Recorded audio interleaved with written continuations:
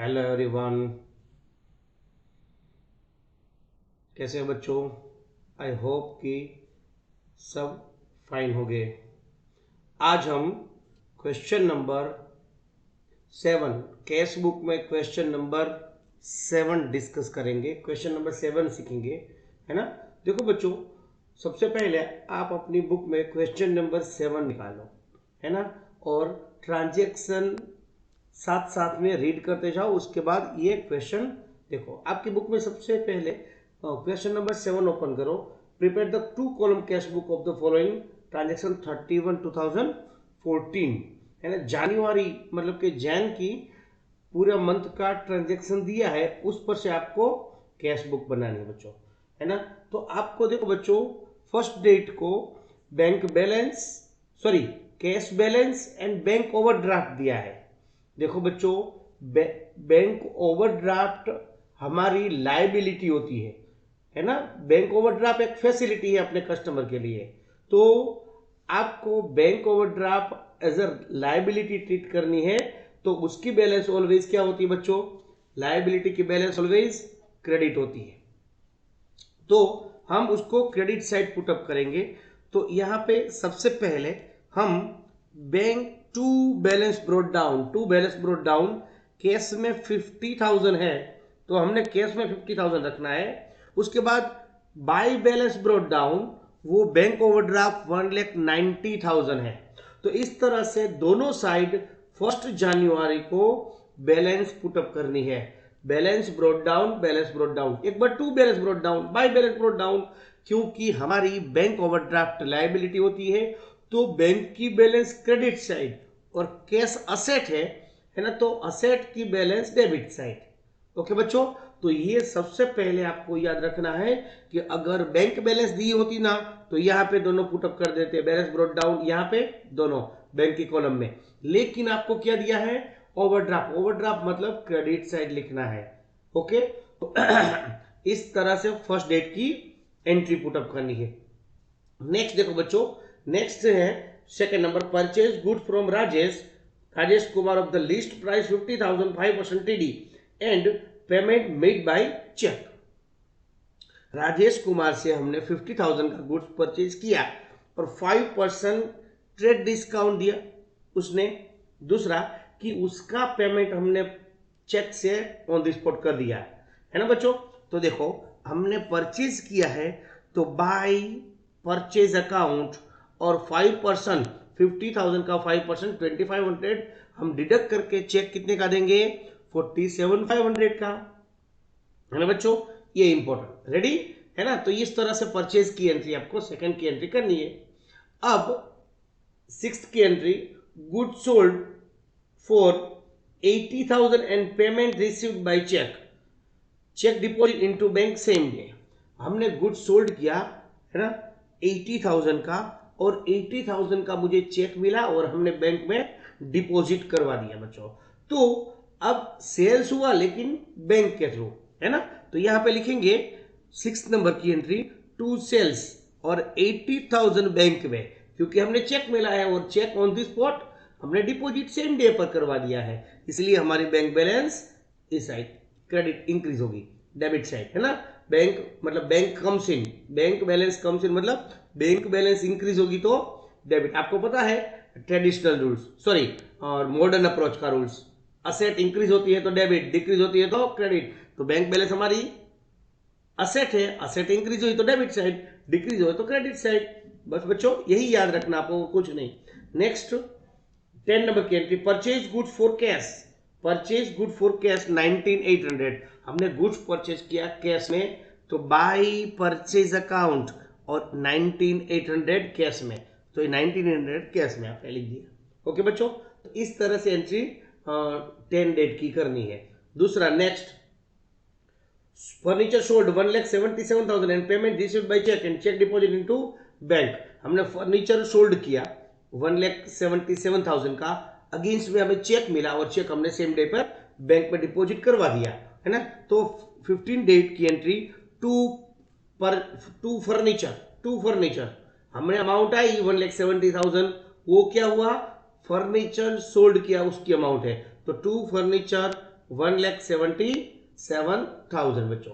आई hope कि आपको पता चल गया होगा कि देखो बच्चों, बैंक में अमाउंट डिपॉजिट हुई है, इसलिए बैंक की कॉलम में लिखना है ना। ओके,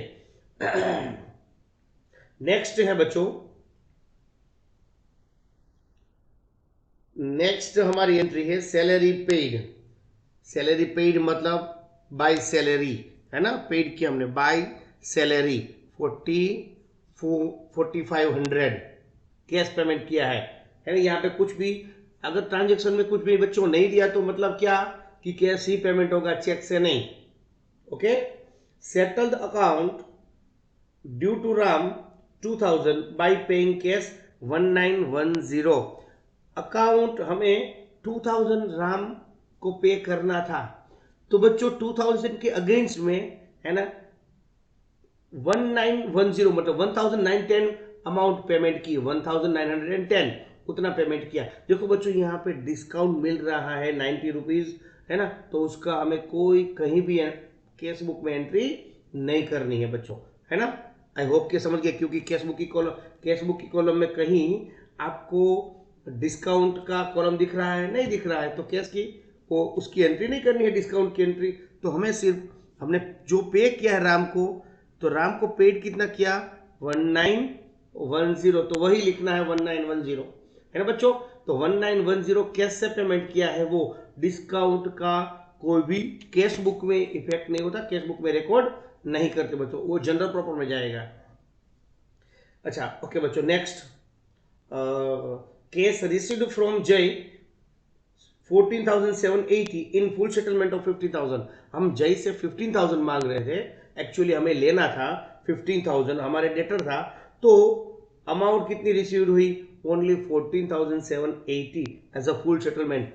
हमने डिस्काउंट दिया होगा बच्चों, तो डिस्काउंट का अगर डिस्काउंट रिसीव्ड है तो भी भले, या डिस्काउंट अलाउड हो तो भी भले, हमें कैश बुक में सिर्फ कैश की एंट्री करनी है या बैंक की एंट्री करनी है, डिस्काउंट का कोई भी यहाँ पे रिकॉर्ड करना नहीं है। ओके बच्चों, तो यहाँ पे देखो आपको अमाउंट कितनी मिल रही है, 15,000 में से 14,780 इतनी अमाउंट मिल रही है, तो वही अकाउंट में रिकॉर्ड करेंगे टू जय अकाउंट 14,780। 14,780 हमें जय से मिला है, तो जय अकाउंट 14,780। देखो बच्चों, सबके पीछे आपको अकाउंट कंपलसरी लिखना है ना। यहाँ पे मेरी जगह कम है इसलिए मैंने अकाउंट नहीं लिख रहा है, but you will have to write the AC, account लिखना ही है। Okay, now last entry, sorry second last entry 23rd date की, पेड लाइफ इंश्योरेंस प्रीमियम ₹1500। देखो बच्चों, life insurance premium, income tax, वो सब हमारा पर्सनल होता है, और लाइफ इंश्योरेंस प्रीमियम हमने पे किया बिजनेस में से, हमने 1500 पे किया। इसका मतलब ये हुआ रहा कि हमें अपने पर्सनल में से पे करना था, उसकी जगह हमने बिजनेस में से पे किया। तो इसका मतलब ये हुआ कि आपने ड्राइंग्स किया, है ना। आप कोई भी आपका पर्सनल एक्सपेंसेस पे करते हो बिजनेस में से, अल्टीमेटली तो ड्राइंग हुआ कि नहीं बच्चों, है ना। तो ड्राइंग मतलब लिखेंगे बाय ड्राइंग्स, 23rd को by drawings 1500, by drawings 1500 cash में। ओके बच्चों, यहाँ पे कैश में 1500। ओके, आई होप कि आपको समझ में आ गया होगा। Last, deposit with the bank entire balance after 7,000 in cash, remaining cash. देखो बच्चों, ये एंट्री बहुत इंपॉर्टेंट है।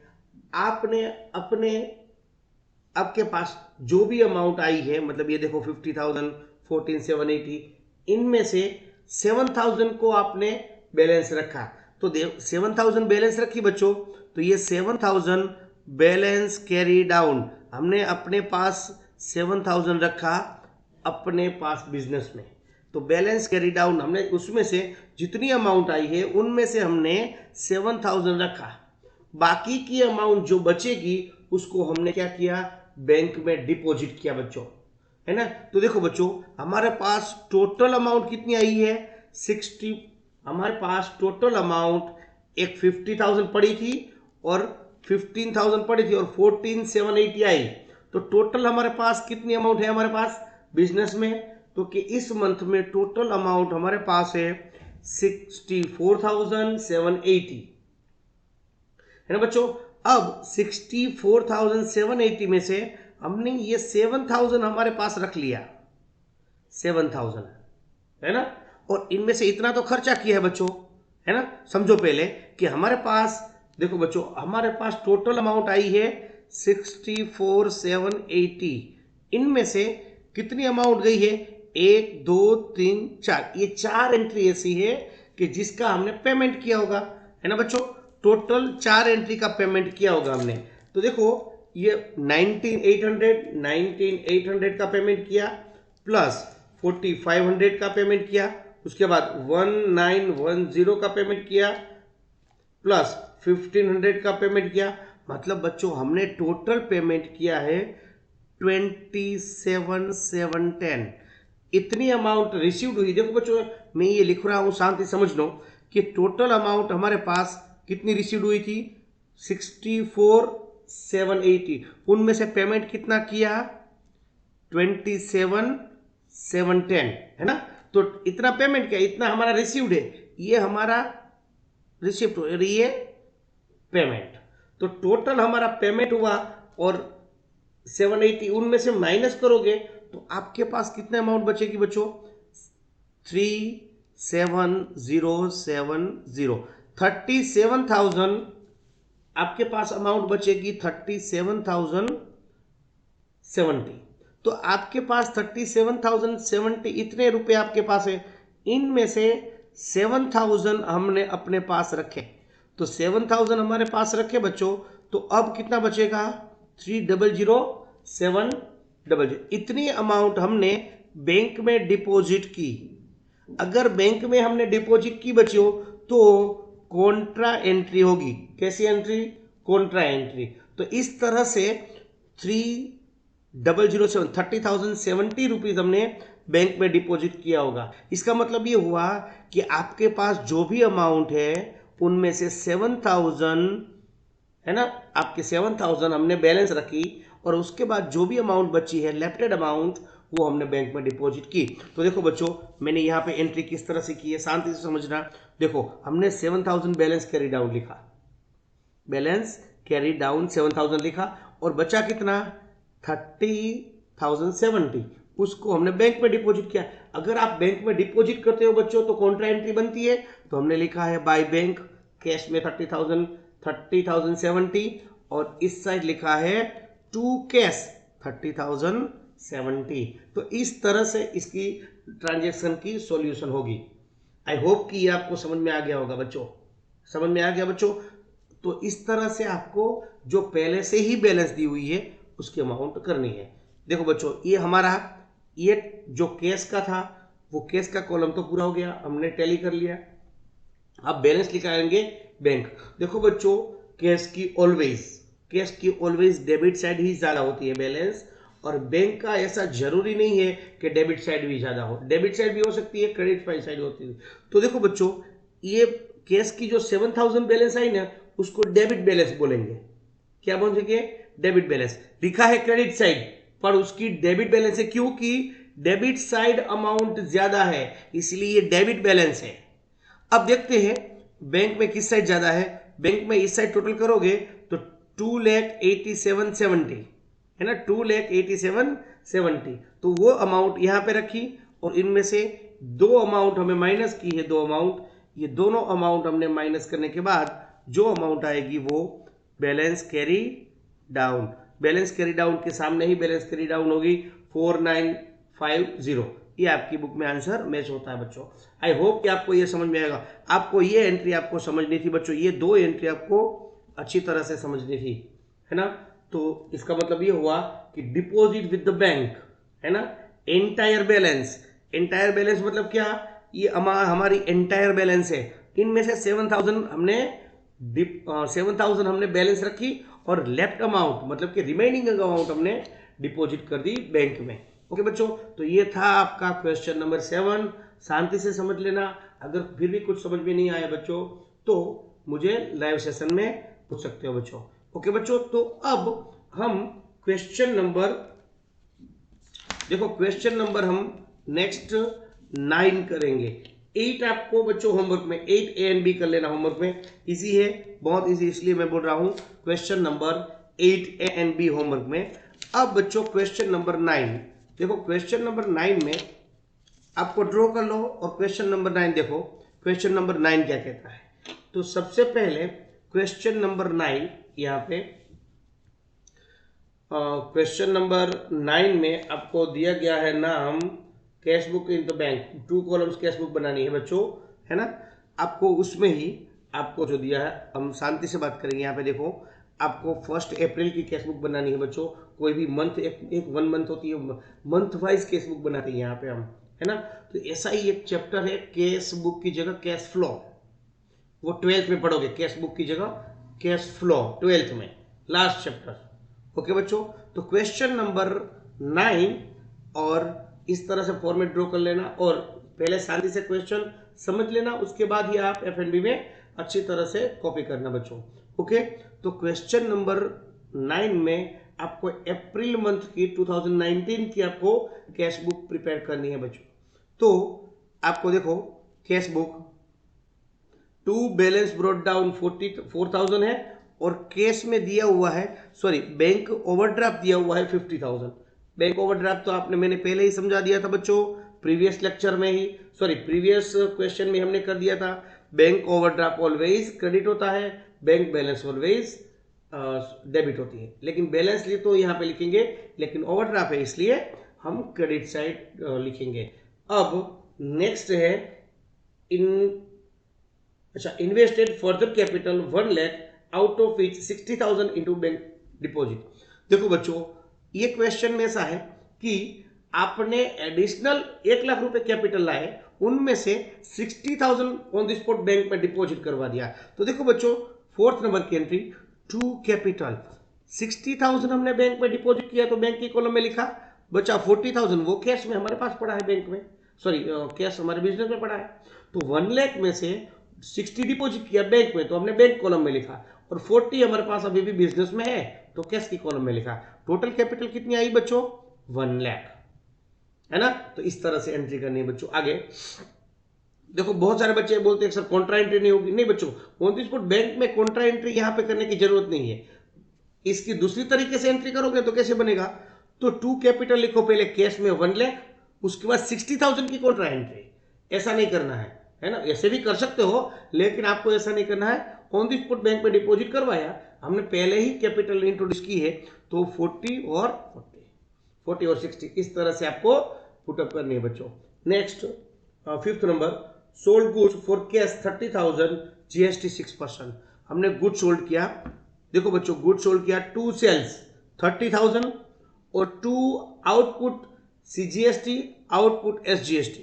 30,000 का गुड्स था, 6% के हिसाब से दोनों GST 1800।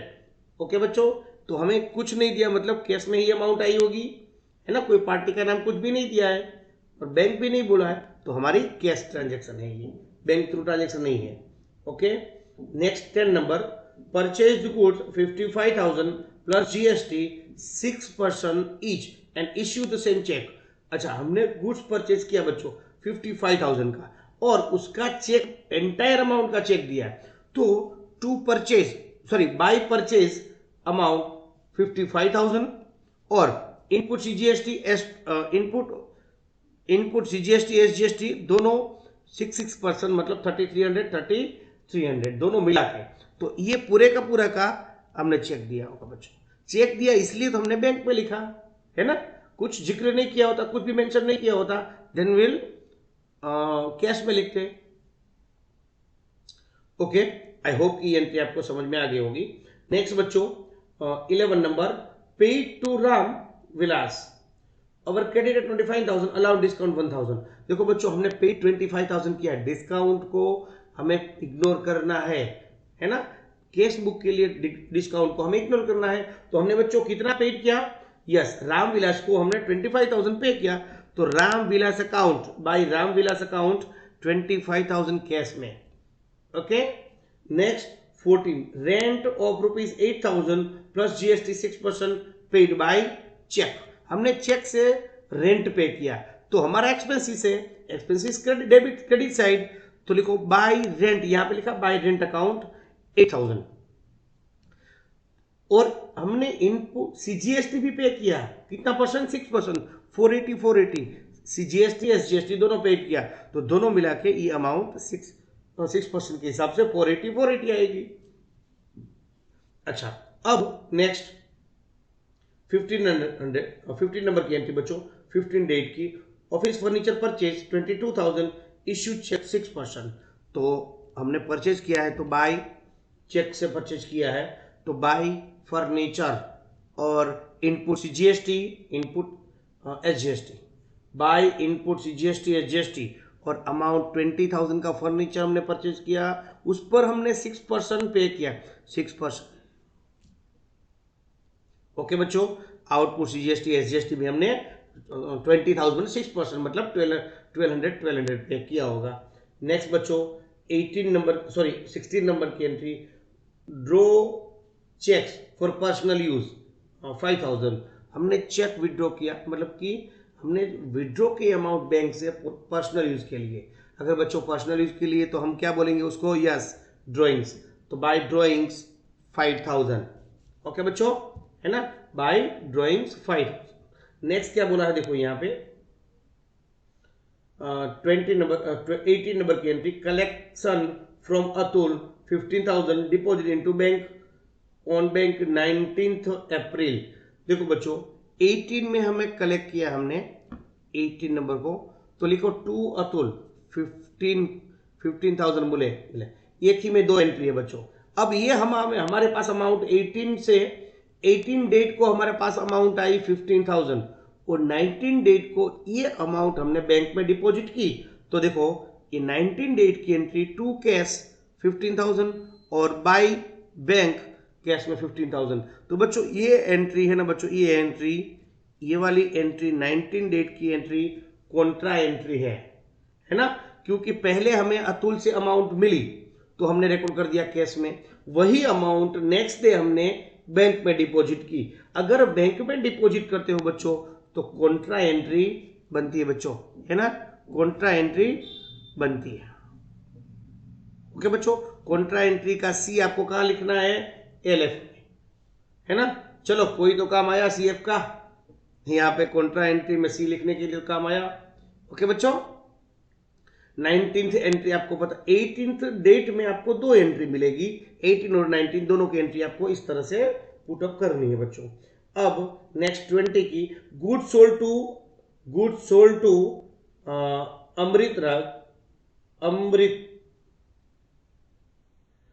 Sold goods to Amritraj of ₹80,000 GST 6%।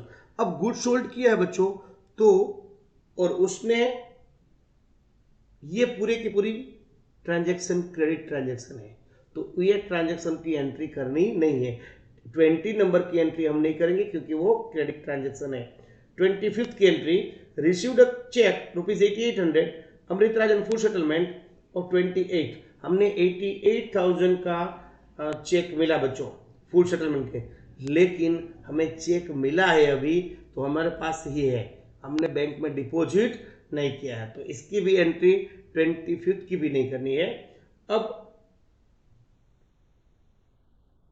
28 को डिपॉजिट किया, 25 को हमें चेक मिला, तो वो डिपॉजिट 28 को किया, तो अब 28 की एंट्री करनी है। जब हमने चेक रिसीव्ड किया होगा ना बच्चों 25 को, तभी हमने cheque in hand account debit to Amritraj लिखा होगा, तो चेक इन हैंड अकाउंट हमने डिपॉजिट किया किसमें? 88,000 बैंक में। याद रखना बच्चों 20 की एंट्री नहीं करनी है, 25 की भी नहीं करनी है, क्योंकि 20 को हमने गुड सोल्ड किया क्रेडिट पर, 25 को चेक मिला, डिपॉजिट नहीं किया 25 को, 28 को डिपॉजिट किया, तो आपको 28 की ही एंट्री करनी है चेक इन हैंड। ओके बच्चों, तो चेक इन हैंड बैंक में 88,000। नेक्स्ट बच्चों, draw from the bank of the salary of office staff, हमने सैलरी ऑफिस स्टाफ के लिए सैलरी पे की होगी, तो बैंक में से विड्रॉ किया है बाय सैलरी 25,000, है ना, 25,000। ओके बच्चों, अब नेक्स्ट बोला है कि आपको paid salary manager paid salary of the manager by cheque 10,000। Salary cheque से पे की हमने, चेक से मैनेजर की सैलरी पे की 10,000, तो यहाँ पे आपको 10,000 लिख दिया। ओके बच्चों, तो पेमेंट किया बैंक में। अब टोटल करोगे बच्चों, इस साइड टोटल आएगा 92,600, वो 92,600 रखो, और बैलेंस ये में से ये दो ही माइनस करो बच्चों, हमारे पास दो ही अमाउंट है 25 और 15, तो आएगा 52,600। ये बैलेंस कैरी डाउन 52,600। अब देखो बच्चों, इस साइड ज्यादा टोटल है, बैंक में हमारा क्रेडिट साइड ज्यादा टोटल है, इसका टोटल है 1 लाख, इसका क्रेडिट साइड का टोटल है 1,82,980, यहाँ पे लिखो 1,82,960, ये अमाउंट यहाँ रखी, उसकी बैलेंस आएगी इस साइड, इसको by two balance carry down बोलेंगे बच्चों।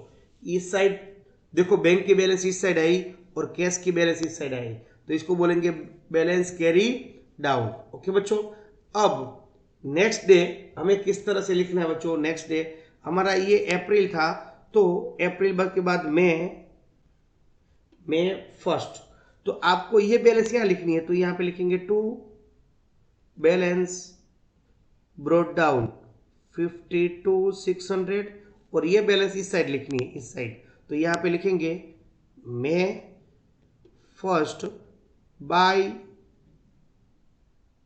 Balance brought down amount bank में, क्योंकि ये ओवरड्राफ्ट हुआ बच्चों, ये ओवरड्राफ्ट हुआ, इसलिए हमने इस तरह लिखा। ओके बच्चों, तो आई होप कि आपको पता चल गया होगा, ये जो कैश बैलेंस है वो इस साइड जाएगी, ये जो बैंक बैलेंस है वो क्रेडिट साइड जाएगी, है ना।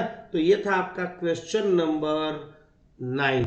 आई होप कि सबको समझ में आ गया होगा, क्वेश्चन नंबर 9। ओके बच्चों, मैंने बोला था बच्चों, देखो ऐसो बैंक में क्रेडिट साइड अमाउंट ज्यादा है और डेबिट साइड कम है, इसलिए जो बैलेंसिंग फिगर आया, इसको बैलेंसिंग फिगर बोलेंगे, वो बैलेंसिंग फिगर आया वो किस साइड आया?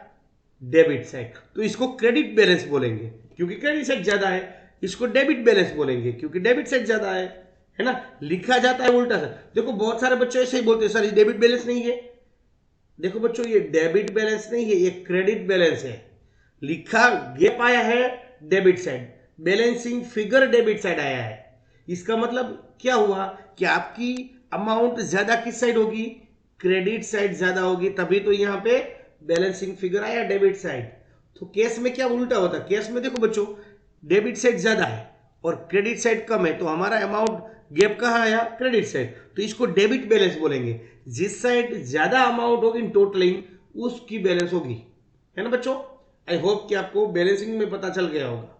ओके, आई होप ये क्वेश्चन भी आपको अच्छी तरह से समझ में आ गया होगा।